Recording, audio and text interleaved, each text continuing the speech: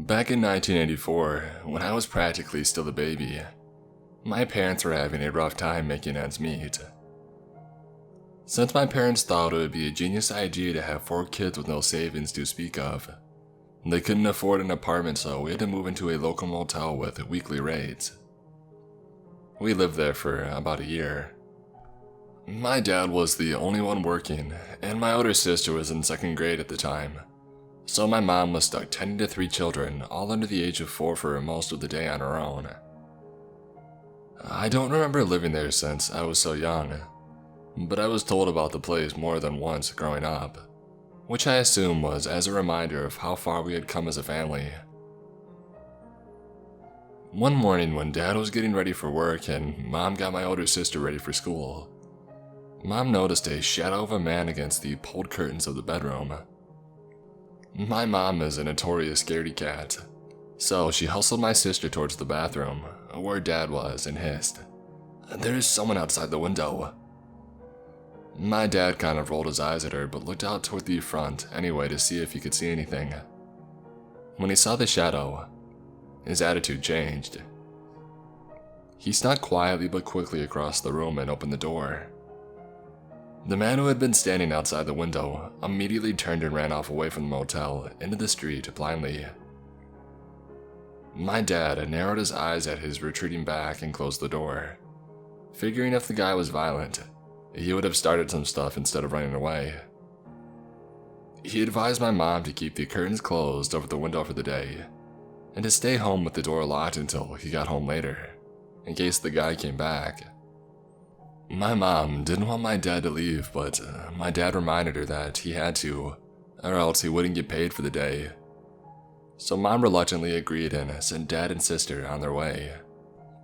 Later that afternoon, I was being an annoying little crybaby, so Mom instructed my older brother to play quietly with my younger sister and watch Sesame Street while she tried to soothe me into a nap on the couch. My mom was sitting on the couch, patting my back while I bawled for no reason, when she glanced at the front window to see if there was anyone standing there. And sure enough, there was. And my mom freaked out, snatched me up from the couch, which caused me to cry harder than I already was. God, I was a bad baby. And locked the 3 of us in the bathroom so she could call Dad at work and then lock herself in with us. My dad skipped out of work and ran back home. When he got there, the guy was still standing at our window, with his hands cupped around his face like he was trying to get a better look through the gap in the curtains. My dad didn't even give the guy a warning. He just punched him in the head as soon as he got close enough. The guy stumbled away from the window in a daze and Dad slapped him around, all the while yelling things like, "You think it's okay to scare people? You think it's okay to scare my wife and my kids? I'll show you what happens when you creep around windows." My dad hit him a few more times before the motel manager showed up and stopped him, thinking my dad was just beating up some random guy. The window creeper, unfortunately, got away during the confusion. He never came back. 2.5 years ago, I was what you might call the right hand for my boss who owned the motel that I worked for, technically as a head housekeeper. But I had recently begun training to run the full spectrum of the motel, including all things office and front desk, overseeing staff and minor maintenance so that my boss could take a vacation. It was a 42-room mom and pop place set back off the road, so it was pretty peaceful for the most part. There was still a few mildly ones every now and then, but that's at any motel in small town USA. But as intimidating as the new responsibility sounded, with only 2 other staff members to worry about, it was a cakewalk. The day comes for the boss to take her leave and I'm now in charge of her life's blood, sweat and tears, and pumped for the opportunity to show what I was made of. She left Friday morning and the rest of the day ran like clockwork, until around 8:30 that night. I also lived on the property in an apartment which allowed me to run back and forth to the office for guest check-ins and any office duties that I needed to attend to. So when the doorbell alerted, I looked at my phone and saw an older gentleman, early 60s maybe, staring through the door looking for an attendant. I spoke through the camera to let him know that I would be there in 30 seconds, and I started on my way to the office. As I would with any guest, while checking them in, I made small talk about his trip and gave the lowdown on where the good food in town was. I got him squared away in the computer and I showed him how to get to his room. As he was getting his credit card situated back in his wallet, I thanked him for staying with us and called him Mr. Logan. He looked up at me and smiled and said that I should call him Joe, and he made his way out of the office. Less than 30 minutes had passed and I get a call from room 135, Joe's room. He proceeds to tell me that he would like to use the desk lamp, but there's no light bulb in it, and could he please get one, which immediately threw up a red flag because I cleaned the room myself, and I had made a habit to check every light bulb in the room, and I know for a fact the light bulb was there because I used the desk lamp as I was cleaning. I told him that I would bring one down, and he immediately said he would rather come to the office to get it. The office was attached to an apartment-type space that my boss lived in during the week, and it was very dark in the back and set up in a way that would have made it very difficult, if not impossible, to see through the door to the apartment. Considering I was the only employee on the property, having him come to my very secluded office in the dark wasn't going to happen. I felt more comfortable taking it to his room, which was an old drive-up style setup, where I knew there were other guests around that area that were sitting outside and could help me if I needed it. So when he said that he would rather come to my office, I told him I would have to bring it to him because my boss would kill me if I made a guest change a light bulb. He says that he understands and I breathe a little easier. He's not going to get me cornered in my secluded office to do God knows what. So I grab the light bulb and before I can get to the front door, I look and there he is, looking through the glass on the door, staring me down in the most unsettling way. The hair on the back of my neck stood up and I physically started shaking. I opened the door and just said, "Let's get your lamp working," and started walking past him. He then said that he thinks he forgot to sign his credit card receipt and can we go double check. I tell him that I'd already dropped the receipt, but that I would check in the morning and get it from him if I needed it. That was total crap. He made a big deal about finding his good pen to sign it with. We both know that he signed it. With that rejected idea, we continued to his room. As I walked in, I kicked the doorstop wedge that I brought with me under the door, so it couldn't close without assistance. And had he tried, I would have had time to yell for help from the guys next door to him. I think he figured that out and he moved away from the door. As I put the bulb in the lamp and turned to leave, I noticed the original light bulb halfway sticking out from under the couch pillow. I picked up my pace, chose to say nothing, and I laughed. I made sure that he didn't see where I went because I sure didn't want him to know that I lived there or which apartment was mine. 30 minutes later and the phone rings again. Of course, it's Joe. This time he would like extra coffee for in the morning. I tell him that I'm unable to get into the housekeeping supply room because the housekeeper accidentally took it home. It's a total lie, but I wasn't going back over there. He had me legitimately scared. He called 2 more times that night, but I changed my voicemail to the motel's information and let him leave a message. I never even checked them. Bad customer service from my first night running the place alone, but I really didn't think my boss would entertain the idea of penalizing me after she heard the whole story. The next morning starts out as quiet as usual. I was running audits when Joe shows up at the door. I wasn't scared this time because I had one of my housekeepers getting coffee in the kitchen, and people were coming and going and checking out. Joe asked me to go to breakfast with him. I explained that I'm on the clock and I have a business to keep afloat for my boss, but thank you for the offer. I'm not sure exactly what went down in the next 2 hours because I was working, but somewhere in there, Joe's car quit working.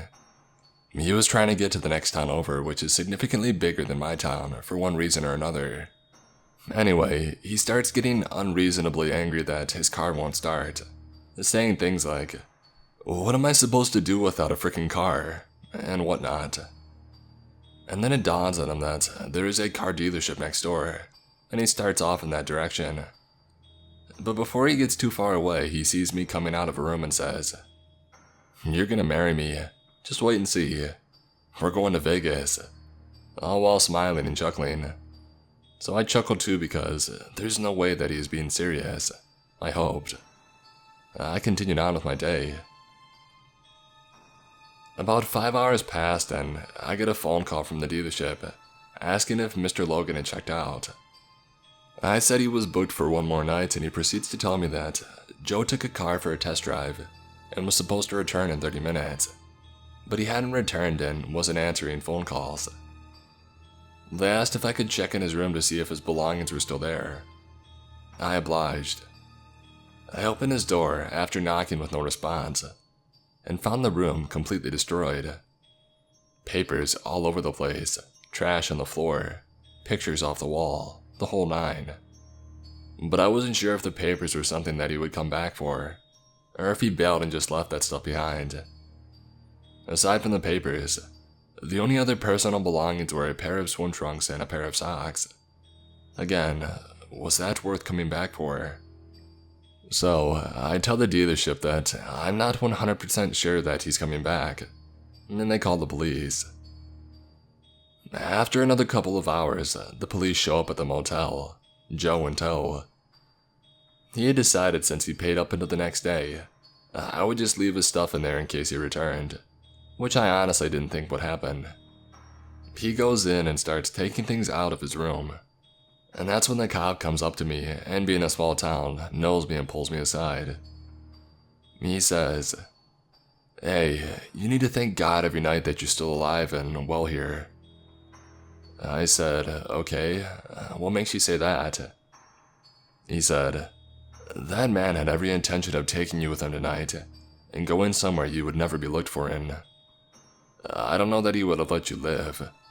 He's a sick man. We're taking him for a psych evaluation and then to the county if he's okay for general population." He then says that I should call my boss and let her know what was happening, and maybe take my own vacation for a few days, just in case they can't make the car theft thing stick, since the dealership no longer wanted to press charges, given his psychological state, and that was technically the only law that he broke. They also said they would patrol the motel every hour or so to check on me if he was released. I was completely taken aback by this whole ordeal, and to this day wonder how he planned on getting me out of there, and what he was going to do if he did.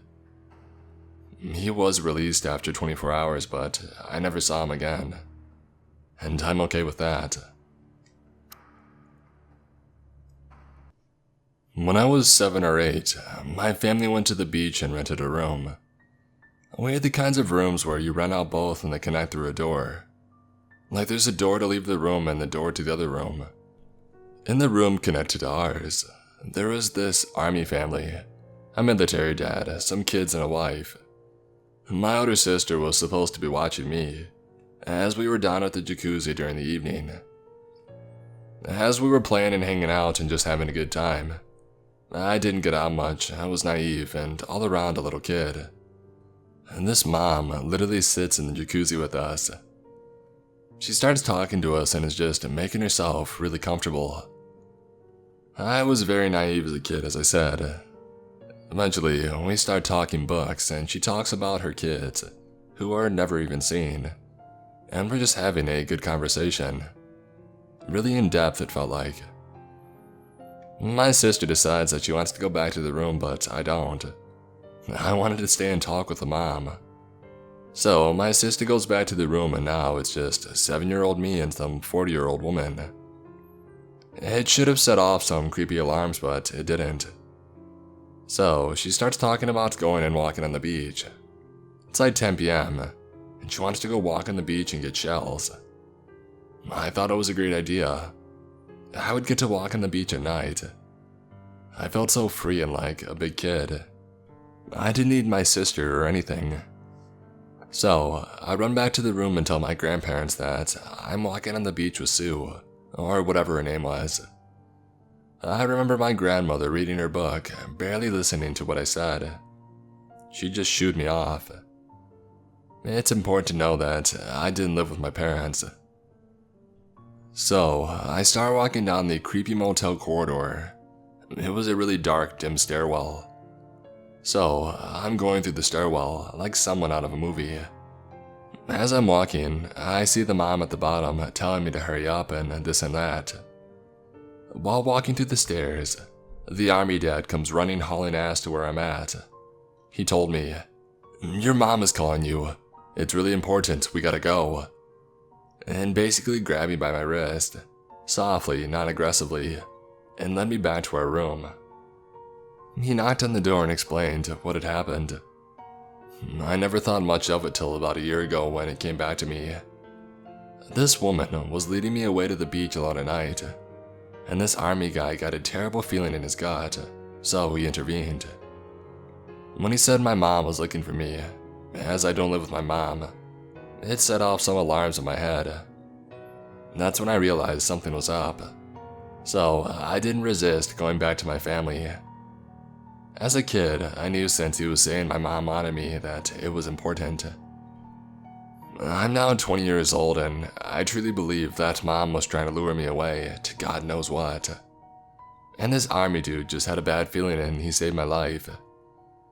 Thinking back, I get such a bad feeling all through my body. I know now I wouldn't have made it back from that motel. Thank you, army guy. Your gut feeling and having a watchful eye saved something terrible from happening. That woman was creepy, and I never saw her kids. So, about 6 months ago when I was a college sophomore, I ordered a Lyft to pick me up from campus and take me to the DMV. I was supposed to fill out some paperwork for my first car that I just purchased, but wasn't legal for me to drive yet. I wasted about an hour in line only for them to tell me that I'd go to the DMV that was in the county of my permanent residence. Unfortunately enough, after I left the DMV, there wasn't any Wi-Fi for me to order a Lyft back to campus. I tried to go to several gas stations, but they said that their Wi-Fi was unavailable to me. I wondered what they needed private Wi-Fi for.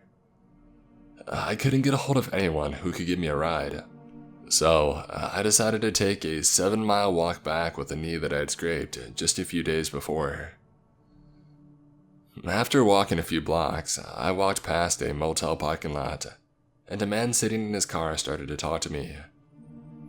He offered me a ride after I told him where I was going and what had happened to my leg.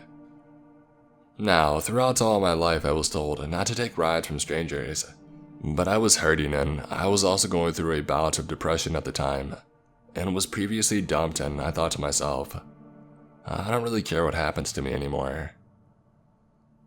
After I got in his car, he started to make small talk. He asked about my major, my age, and my relationship status. After I told him that I was 19 and single, he asked me on a date and I said no. This man was at least twice my age and had poor personal hygiene. I was also crushing hard on my best friend at the time, but he would only turn me down. After I turned the driver down, he invited me to go drinking with him. I told him the truth, that I was underage and not really interested in alcohol at the time. He replied that it was refreshing to see such an honest woman and that girls he had known had lied all the time about their age in order to drink. He told me how pretty he thought it was and he wouldn't stop looking at me during the car ride. He then offered to take me back to his motel to hang out. I told him that I was working on 3 essays that desperately required my attention, which wasn't exactly a lie. I wanted to leave so badly, but I was afraid of what he would do if I told him to let me out of the car. I refused to make eye contact. When we finally arrived at my campus, he kept the doors locked and said that he would pay me $120 to let him see my room. And I flat out said no, I'm not that kind of girl. I felt thoroughly creeped out and insulted. I was wearing a dress and a sweater jacket over it for Christ's sakes, and the only makeup I wore was lipstick. And then he offered me $200 instead, and I said no still. After an uncomfortable silence, he unlocked the doors and tried to give me his phone number. I didn't listen and I bolted from my dorm. I watched him from the blinds in my room that showed the parking area. I didn't do anything until he left. I'm just thankful that I didn't end up back in that motel room.